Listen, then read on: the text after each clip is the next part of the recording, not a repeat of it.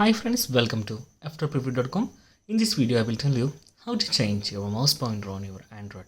Actually my phone is Samsung S25 Ultra, so Android phones normally support only mouse pointer size and their speeds, but Galaxy S25 Ultra support different kind of mouse sizes and also the color and speeds.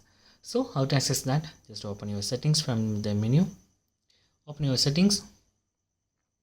Okay, then just go bottom of the page, then you can see option of general management. Open that, then you can see option of mouse and trackpad. Open that, then you can see option of pointer size and color. Okay, and you can see here now I'm selected on this green color because green is you can easily find where is your mouse pointer. So you can see that you can simply find that and you can select those colors like this. So in this way you can easily change your mouse color on S25 Ultra. So that's guys, very simple tutorial, and if you need any kind of Android or iPhone tutorial, just comment below. I will post my replies as video so you can easily watch and understand it.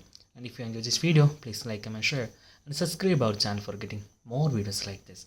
Thank you so much for watching. Have a nice day. Bye bye.